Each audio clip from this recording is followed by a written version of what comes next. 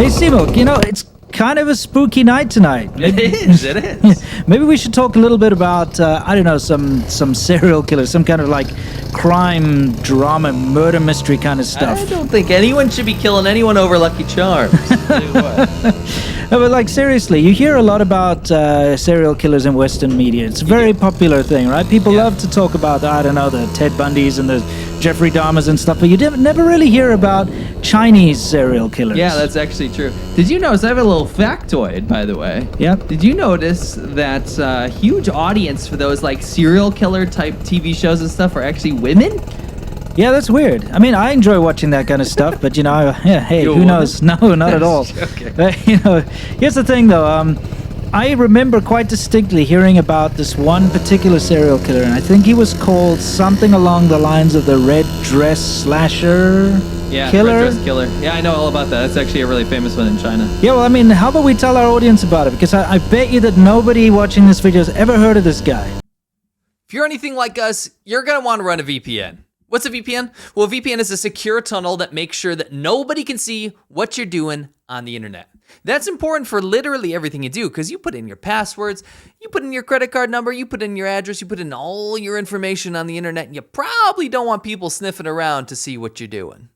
That's why we love to use Surfshark VPN. It's super easy to use because all you have to do is click one of many servers around the world, and it actually puts a tunnel around your connection so that nobody can see what you're doing.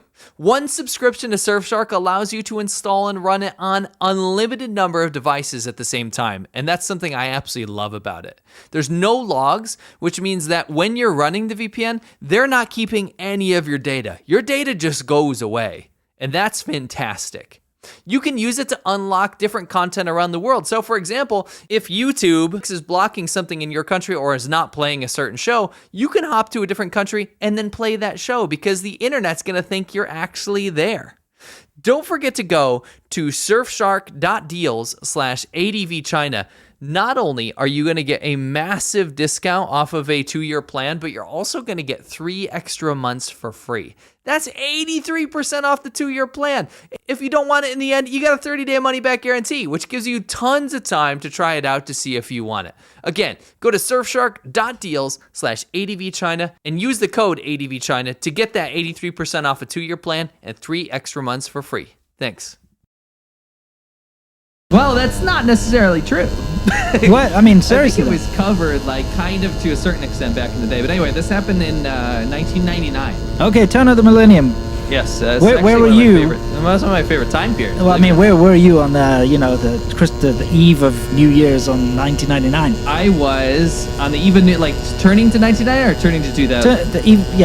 The eve of 99, moving over to 2000. Oh, okay. I was at my cousin's house, and my uncle was convinced that everything was gonna explode and die because of the year 2000. Remember all those scare tactics they used and Dude, Y2K? I was only 13, right? Okay. And I remember my neighbor called me over because I understood computers and he didn't. He's can you please get my computer to Y2K ready? Yeah, Y2K compliant. Nothing's gonna happen. I was in IT. We were running around installing these fake little cards in people's computers to make them Y2K compliant. It was so funny. Anyway, back to then. So in China it's a little different. Most people didn't have computers in this time, so they weren't worried about this too much. But in Wuhan, so this is in central China. Yeah. There was this guy, and his name is Duan. We'll call him Duan. Duan. And Duan was, I guess, from the police reports, it was said that he basically couldn't get it out. For lack of better words, right? All right. He had no hobbies, and he was a compulsive gambler. He was an alcoholic. He had all these horrible societal problems. I mean, that's pretty common in China. Let's be honest. Yeah, I think to be a man and not to gamble and drink in China is kind of strange. Yeah. I mean, at least to a certain extent. I mean, look, we drink. Yeah. We don't gamble. No, but I mean, I'm just saying, that's kind of normal. Don't get me started. I don't want to end up a compulsive gambler like Duan. Anyway, Duan was, it turns out he was really lonely as a kid, right? Right. And I'll be honest with you, the parenting in China, especially in some of these rural areas, I guess he was in a rural part of Wuhan. Yeah. I guess, you can have a pretty tough childhood. You've met plenty of people here where it's just sad. Their upbringing is super sad. Yeah, sure. This is not an excuse to go out and kill multiple women. No. But I mean, you gotta have a build up, right? Sure. So there's a quote actually. I guess when he was a bit younger, he said, women are inherently weaker than boys. And I think that kind of is a little bit telling about what he was about to get himself into. I mean, look, it's kind of factually true, though. Yeah, I mean, strength-wise, right? Yeah. But I think he meant this as like a malicious thing, right? Sure. I mean, obviously, if you're watching a video about serial killer, I think that you're going to know this is going to turn dark. Anyway, he started bad, though. He was just a bad egg. Because when he was 13, he had already been sentenced to juvenile detention. And you got to understand, this is different than like juvenile detention in America or in the West. Right. It's nasty. Like juvenile detention in China is for the real bad eggs. It's like pretty lawless and crazy. Yeah, I know in China, usually if a child commits a crime, it's more like they give it to the family to deal with, and the family has to look after them. So to actually go to juvenile detention means it's pretty serious. Yes, well said. So he went to juvenile detention for like 7 years, and I guess it got so bad he was like stealing all the time. Right. And it got so bad that his dad, like, I guess, mutilated one of his fingers with pliers as punishment. You know, like typical methods of sure. It's like, hey, kid, you're going to use that hand to steal. I'll teach you. I'll teach you, yeah. See, like, call you nine-fingered Duan, whatever your name is. Nine-fingered Duan now. Yeah. Duan finger is Duan because he's short. He's got a short finger. He's got one short finger. Yeah. Duan means, if all of you don't speak, Duan can also mean short. Yeah. If you change the tone. Yeah. Anyway, that was his punishment for theft, right? He was disappointed his kid is stealing. But anyway, he's also the kid. Apparently, according to the police, the police said that he was known as like the king of the kids because he was such a fighter. Like he beat people up. So like scraps on the schoolyard. Yeah, not in a good way. Yeah. Like king isn't like he beats everyone up. He's bad. Right. But anyway, that was his upbringing. Like he was a bad kid that stole and beat people up all the time. Right. Quoted by saying women are weak, and turns out he ends up killing 13 women over 2 years, right? Turns into those are the ones that they know about. Yes. So the first victim that they they didn't know it was serial yet, but the first victim was a 24-year-old. She was wearing a red dress. Yeah, this is the part I know. I know nothing about his past, and I just want to point something out here. You know, like if you think about serial killers, I don't know, just off the top of my head, someone like Jeffrey Dahmer, I think he killed 17 people. Yeah. Okay, so this guy killed 13 women that we know of, possibly more. Who knows? But you know, you don't hear about this guy. Like I said, I don't think anyone watching this video has ever heard of like Duan Guocheng. Yeah. I don't think so. No. I mean, but it's on the same level as someone like Jeffrey Dahmer. Yeah. You know, China has its own serial killers. In fact, far worse. Big problem in China. Yeah, exactly. I mean, that's the thing. Because of the way society works here and the way bad news is suppressed, you actually don't hear about the worst of it. For sure. Anyway, so yeah, she was 24. She was wearing a red dress, and I think that's kind of where the whole trend started. But it actually turned into a trend. Yeah, I remember this part. He would attack people or women that were wearing red items of clothing. So not just dresses, but like jackets, pants, that kind of thing. Anything red. And I correct me if I'm wrong, but I think the authorities even like started to tell women not to wear red. Yeah, it was actually the mayor. The mayor of the area that he was in was telling women, do not go out when wearing red. And that was after it was identified that there was a serial killer on the loose. Right. It's not that like anyone said, hey, there's a serial killer, but they were like, bad things are happening to you if you wear red. Almost like a superstition. Yeah. But again, you know, you said multiple items of clothing that were red. It was mostly dresses, but yeah, there were other things. If they were just wearing red, period. It's like a bull. Yeah, well, I mean, think about it. That's kind of bad because in China, the red color is lucky, and especially like if it's your year of the ox or whatever, you're supposed to wear like red underwear. Yeah. And, you know, wearing red is a lucky color, so people wear it a lot. And yeah, exactly. So that's a bad color to like, you know, be caught with in China because you're probably going to have a red article of clothing somewhere on you. Yeah, like you said, there was 13 victims, right? All in their 20s, right? Yes, early 20s. And every single one of them was guilty of wearing red. That was their only crime. And the thing is, what was weird about it was that he would go around like university areas to find like college-age girls, and that was like a treasure trove for him, right? Like you said, the mayor put out this warning. And I guess it was kind of a warning to all women, and all women took it seriously, but it was just college-age women, and it was he would follow them around alleyways. It's almost like a freaking stereotype. Yeah, it's like, don't walk down that dark alleyway because, you know, there are red dress slashers waiting for you at the end. Doesn't that sound fake? It does sound fake, but it's true. Yeah. There was that one, what was that one victim? Yeah, I remember there was one where he got her in her home, so I guess she just left her door open or something, or he could have climbed through a window. You know, the building I live in Shenzhen, that actually happened. A guy climbed up into the balcony and murdered 2 women in their apartment. Yeah, there's actually I've had multiple people climb up the building, but no murders. Yeah, no, that I know of. I remember I only heard it secondhand through people who live there, but then I looked it up. It is true. It actually did happen. That kind of news really gets suppressed because obviously they wouldn't sell apartments, so people wouldn't rent if they knew someone was murdered in the building. You know? Right.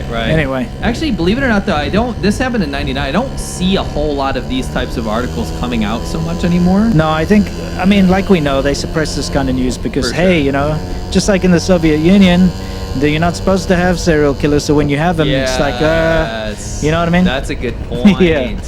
Yeah, but anyway, his crimes were not just these women. By the way, I remember there was one victim. I think he stabbed her like 40 times. Right. The police report said that she was struggling like massively. Yeah. And there was some quote. It was like basically he got more angry the more the women would struggle. Right. I guess this is probably in some sort of confession or whatever. It's kind of vague what they talked about, but he actually had been caught doing 70 armed robberies. So this was like is somebody that was like on lists, right? Yeah. But I mean, look, that again it's kind of a commentary on Chinese society. If somebody can do 70 armed robberies, it just tells you how the bystander effect works in China because. I've seen it myself. You've seen it yourself. When someone's in trouble, no one steps in to help. If someone's being pickpocketed or whatever, people don't dare speak up because they're worried about reprisals against them. So this guy could arm rob people like in broad daylight. No one would ever. Times. Like 70 times, no one steps in. Yeah. So he did like I said, he did 7 years in juvie. Yeah. And they did 5 years in jail as an adult for his armed robberies. Yes, this is like perpetual. It's not a good guy. He shouldn't be out on the street. No. Anyway, how did they catch him? Well, I remember the part about catching was kind of funny because the police were talking about how they used high-tech methods, but all they did was match his footprints to the footprints in the hotel he was staying in. That's it. It wasn't like DNA. No. They basically just said, "Yep, that's the same size shoe." Done. That was the high-tech. I remember. Yeah, they were bragging about it. Yeah, exactly. But I mean, they caught him. They did catch him, and it was him. Yeah, and they sentenced him to life in prison. Now, I find that kind of weird because usually, like, serial killers are executed in China, and people are executed for far less, egregious crimes. Things like having drugs on them and stuff. For sure. So this guy killed 13, probably more women, young women. He murdered them. He's been in juvenile. He's been in jail. He's done 70 armed robberies, and he just gets life in prison. Yeah, I was surprised. He must have had some kind of connections or something. I don't know. I mean, you look at him. He doesn't look well off. He doesn't look like he comes from a great family. Why was he spared the death penalty? I don't know. You'd have to talk to the judge, Yeah. But anyway, it's not like life in prison. Maybe he killed one of the judge's mistresses, and he was like, "Yes, okay, I'll give you a little bit of a favor." Maybe the judge is like, "I like this type of crime." Yeah, who knows?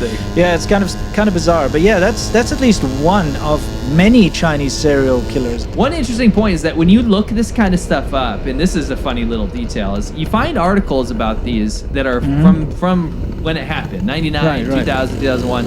And that's kind of when there was a little bit more journalistic freedom. Oh yeah, I remember seeing on TV they would show crime and bad things that are happening, and they were a lot more honest back then. Yeah, but according to updates, there's updates on some of these articles. Instead of deleting them because they're like, oh, China has no crime. Sure. This is kind of a trend we're going through, right? Yeah, now you won't hear this kind of news anymore. Yeah. When there's a serial killer in China now, they deal with him behind closed doors, and it doesn't make the news. No. It's kind of the new China we're in now. Yeah. Basically what happens is they update the article, and this happened with this guy, Duan. They actually say now that he was a Falun Gong practitioner. Oh, come on, really? Which is the, that cult in China, basically, that got cracked down. Got banned. It got banned, right? And they go after Falun Gong people. Yeah, you know why they're doing this? Because they cannot accept that there can be a Chinese serial killer. Right. He can't, a Chinese person couldn't be bad, right? In the eyes of the Chinese Communist Party, they don't want the world to ever think, or the Chinese public to ever think that there are actually bad people in Chinese society, which there are many. Right, but Falun Gong is enemy number one. Yeah, so they can just other him by saying, oh, he's Falun Gong. Isn't that funny? Yeah, and that's kind of excludes him from being Chinese, basically. Yes. That's actually a well said. Now we can't even post this video. Yeah. Yeah, absolutely. Anyway. I mean, it's crazy. Anyway, I mean, that's a little spooky crime serial killer drama for all you guys. Thought we'd change it up a little bit. let us know if you liked it, because hey, we've got a lot more serial killers to cover in the future if you like it. Sure. Yeah. Anyway, chat to you later, guys, and until then, as always, stay awesome.